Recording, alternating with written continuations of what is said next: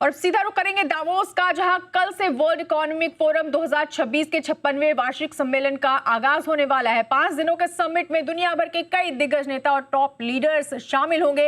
इस समिट की कवरेज करने वाला जी बिजनेस ही एकमात्र हिंदी न्यूज चैनल है। और इस बार क्या रहेगा एजेंडा, और आपको बता दें कि वहां पर किस तरह की तैयारी चल रही है, ये जानने के लिए सीधा हम रुख करेंगे दावोस का, जहां मौजूद है हमारे संवाददाता तरुण शर्मा।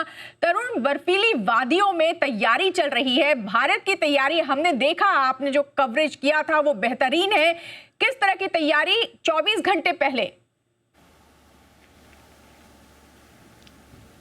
बिल्कुल बताना चाहूँगा कि सर्द हवाओं के बीच में भारतीय अपनी निवेश की पिच को गर्म करने की तैयारी कर रहा है। इस बार जो इंडियन पवेलियन बनाया गया है वो अब तक का सबसे बड़ा पवेलियन है। तकरीबन 10,000 स्क्वायर फीट से बड़ा इंडियन पवेलियन बनाया गया है और कल इसका उद्घाटन होगा। और इसमें स्टेट्स को भी उतनी ही जगह दी गई है, चाहे वो डेमोग्राफिकली स्टेट्स भारत के अंदर कितना बड़ा हो कितना छोटा हो, लेकिन जो इंडियन पवेलियन में जो स्पेस दिया गया है वो बराबर का दिया गया है। तो ये कोऑपरेटिव फेडरलिज्म की जो बात होती है वो इंडियन पवेलियन में देखने को मिल रही है। अब बात है कि इस बार का जो वर्ल्ड इकोनॉमिक फोरम है वो अगले बाकियों के मुकाबले कैसे अलग है। इस बार अमेरिका अपने सबसे बड़े डेलीगेशन के साथ आ रहा है। अमेरिका राष्ट्रपति डोनाल्ड ट्रंप खुद यहाँ पहुँच रहे हैं और उनकी स्पीच पे सबकी नज़र रहेगी। दूसरी तरफ जो चाइना है वो भी अपने बड़े डेलीगेशन के साथ यहाँ पहुँच रहा है। तो भारत भी इस पे पीछे नहीं है। भारत के भी 3 केंद्रीय मंत्री अश्विनी वैष्णव, प्रहलाद जोशी, के मोहन नायडू जो सिविल एविएशन मिनिस्टर है वो भी दावोस पहुँच रहे हैं। साथ ही कई राज्यों के मुख्यमंत्री, असम, महाराष्ट्र, झारखंड, मध्य प्रदेश, गुजरात के डिप्टी चीफ मिनिस्टर भी यहाँ पे पहुँच रहे थे। एक बड़ा डेलीगेशन भारत की तरफ से भी यहाँ पर होगा। एक और बड़ा फोकस एरिया है, अभी तक जो वर्ल्ड इकोनॉमिक फोरम है उसमें नॉन फॉसिल एनर्जी की बात की जाती है, लेकिन जिस तरीके से अमेरिका के अंदर पेट्रोलियम प्रोडक्ट्स की बात हो रही है, ऑयल की बात हो रही है, तो ऑयल कंपनीज भी यहाँ पे बड़े पैमाने में पहुँची है। जैसे एक्सिन मोबिल हो, शेल हो, टोटल हो, ये सभी कंपनीज के सीईओ यहाँ पे पहुँच रहे हैं। आर्टिफिशियल इंटेलिजेंस, भारत की तरफ से जो डायलॉग्स हैं, जो केंद्रीय मंत्रिमंडल में से अश्विनी वैष्णव खुद यहाँ आ रहे हैं, उनके आर्टिफिशियल इंटेलिजेंस को लेकर कई सारी फॉर्मल इनफॉर्मल मीटिंग्स यहाँ पर है। सस्टेनेबिलिटी को लेकर प्रहलाद जोशी जो केंद्रीय एमएनआरई मिनिस्टर हैं, उनकी यहाँ पे कई फॉर्मल इनफॉर्मल मीटिंग्स यहाँ पे की जा रही है, क्योंकि हम चौथे सबसे बड़े रिन्यूएबल एनर्जी के मार्केट हैं। इस वजह से हमारी इम्पोर्टेंस और बढ़ जाती है। निवेश की यदि हम बात करें तो निवेश की पिच जो है वो यहाँ पे सबसे स्ट्रांगली यदि कोई रख रहा है तो वो भारत है। उन्होंने एक बड़ी इंटरेस्टिंग टैगलाइन दी है, partner with Bharat, partner with India. यदि आप केवल निवेश मत करिए, आप हमारे साथ ट्रस्ट के साथ काम कीजिए, आप हमारे पार्टनर बनिए। और जो इंडियन पवेलियन, जिसका कल हमने एक छोटा सा रूप, एक टूर हमने अपने दर्शकों को दिखाया था, भारत ने जो उनकी स्ट्रांगनेस है या ये कहें कि जो स्ट्रेंथ है उसको डिस्प्ले किया है, बताया है कि हम किस और काम कर रहे हैं, कौन कौन से ऐसे सेक्टर्स हैं, चाहे ऑटोमोबाइल हो, सेमीकंडक्टर हो, मोबाइल मैन्युफैक्चरिंग हो, केमिकल मैन्युफैक्चरिंग हो, जेनेरिक दवाइयों का मामला हो, इन सभी को फोकस करके यहाँ पर इंडियन पवेलियन को तैयार किया गया है, जिसका उद्घाटन कल 19 तारीख को होगा। जो वर्ल्ड इकोनॉमिक फोरम यदि हम भारत के टाइम से देखें तो तकरीबन रात को 9 बजे के आसपास वर्ल्ड इकोनॉमिक फोरम का इनॉग्रेशन होगा। 5 दिन ये दौर चलेगा। 3,000 से ज़्यादा ग्लोबल लीडर्स जो हैं वो दावोस पहुंच रहे हैं। ये अभी तक का सबसे बड़ा पार्टिसिपेशन है। केवल केंद्रीय मंत्रिमंडल या मुख्यमंत्रियों का दल ही नहीं, 100 से ज़्यादा कॉरपोरेट हाउसेस भारत से यहाँ पर आ रहे हैं। आप नाम लीजिए, मित्तल्स, रेड्डीज जो अपोलो के मालिक हैं, वेल्सपन, गिफ्ट सिटी जो हम एक तरीके का फिनेंशियल हब बनाने की कोशिश कर रहे हैं, हम एक कम्पीट कर रहे हैं दुबई के साथ, मॉरिशस के साथ, उस गिफ्ट सिटी को भी यहाँ पे डिस्प्ले करने का प्लान सरकार ने किया है। गिफ्ट सिटी के क्या फ़ायदे हैं, आप भारत में आइए, भारत से ट्रेड कीजिए, जो सहूलतें आपको दुबई और मॉरिशस, सिंगापुर में मिलती हैं, वैसी ही सहूलतें हम आपको गिफ्ट सिटी में दे रहे हैं। तो आप ये देखिए कि भारत का जो डिस्प्ले है, जो शोकेस है, वो सब एरियाज़ में है, चाहे वो मैन्युफैक्चरिंग हो, टेक्नोलॉजी हो, फिनेंशियल हो। तो इस लिहाज से इस बार का इकोनॉमिक फोरम भारत के निवेश के लिए एक बहुत ही इम्पॉर्टेंट रह सकता है। और मैं अपने दर्शकों को ये भी बताना चाहूँगा कि जो वर्ल्ड इकोनॉमिक फोरम होता है वो एक तरीके की पिच तैयार करता है आने वाले सालों के लिए। तो इस बार की जो पिच है, वैसे तो स्पिरिट ऑफ डायलॉग है, हालांकि जियोपॉलिटिकल कंडीशन के अंदर ये डायलॉग होता हुआ कहीं दिखाई नहीं दे रहा, लेकिन वेफ की तरफ से कोशिश ज़रूर है कि जो जियोपॉलिटिकल कंडीशन 1945 के बाद इस साल बने हैं, उसको डायलॉग के जरिए निपटाया जाए। और ये भी एक जो वेफ के ऑफिशियल्स हैं, उनका ये कहना है कि dialogue is not a luxury, is a necessity thing.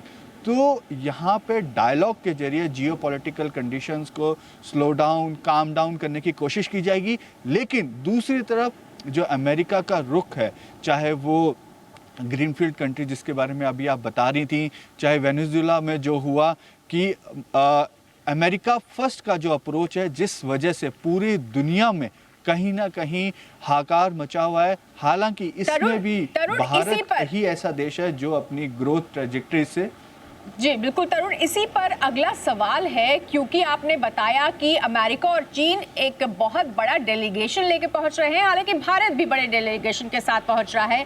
ऐसे में यूएस, क्योंकि वाकई में आपने जैसा कहा कि हाहाकार मचा हुआ है, टैरिफ की बात सिर्फ होती नहीं है, टैरिफ लगाया जाता है और कई देश इससे परेशान भी है। अगर भारत के लिहाज से बात करें तो यूएस डेलीगेशन को लेकर किस तरह के बड़े संकेत इस बार मिल रहे हैं, खासकर इस फोरम पर? अब बिल्कुल आपने सही कहा कि जो भारत है वो भी उनकी तरफ से भी एनएसए अजीत डोवाल का आना यहाँ पे एक्सपेक्टेड है। यदि वो आते हैं तो एक और अमेरिका के 5 कैबिनेट मिनिस्टर आ रहे हैं, भारत के 3 कैबिनेट मिनिस्टर्स आ रहे हैं। हो सकता है कि फॉर्मली नहीं, लेकिन इनफॉर्मल टॉक्स यहाँ पे ज़रूर हो। एक कोशिश ज़रूर की जाए कि बताने के लिए कि जो टैरिफ की जो कंडीशन है, जो यूएस इंडिया की ट्रेड डील है, उसको यदि हम जल्दी करेंगे, कुछ 2 कदम हम पीछे हटें, 2 कदम अमेरिका पीछे हटे, उसके लिए एक सॉफ्ट नजिंग का जरिया वेफ जरूर बन सकता है। और हम उम्मीद भी कर सकते हैं कि, क्योंकि अभी हमने देखा कि अश्विनी वैष्णव जो हैं वो खुद अमेरिका गए थे रेयर अर्थ के लिए डील करने, तो एक जो अश्विनी वैष्णव है उनकी एक अच्छी पकड़ है और भारत में भी उनका अच्छा नाम है डिप्लोमेसी के अंदर। तो एक ज़रूर यहाँ पे इनफॉर्मल टॉक्स की गुंजाइश ज़रूर रहती है। और ऐसा होता है कि क्योंकि 5 कैबिनेट मिनिस्टर्स अमेरिका के भी हैं, यदि ऐसा होता है कि सॉफ्ट नजिंग होती है और यूएस ट्रेड डील इसके बाद सिरे चढ़ती है, तो एक बड़ी उपलब्धि होगी भारत की। और जो टैरिफ वार से जो हम जो कंडीशन हमारी बिगड़ी तो नहीं है, लेकिन हाँ थोड़ी ढुलमुल जरूर हुई है, उसको एक सुदृढ़ता आएगी। और एक बड़ा जो उसके बाद हमारा यूनियन बजट है, उसमें भी यहाँ की जो पॉलिसीज़ हैं उसका इम्पैक्ट ज़रूर देखने को मिलेगा। ऐसी हम वेब से और जो यहाँ के लोगों के ऑफिशियल से जब हम बात करते हैं तो ऐसा देखने को मिलता है। बिल्कुल तरुण, क्योंकि बर्फीली वादियां दावोस की जहां आप हैं वहां नजर आ रही हैं और दुनिया भर से बड़े डेलीगेशंस यहां आने वाले हैं। निवेश को लेकर के अगर देखें, आपने बताया कि भारत ने अपनी तैयारी पूरी की है, निवेश का पिच पूरा तैयार कर लिया है। अगर पॉसिबिलिटीज की बात करें, संभावनाओं की बात करें, तो क्योंकि भारत आर्थिक मोर्चे पर पूरी दुनिया में बहुत मजबूत नजर आ रहा है, ऐसे में कितनी संभावनाएं नजर आती हैं निवेश को लेकर के?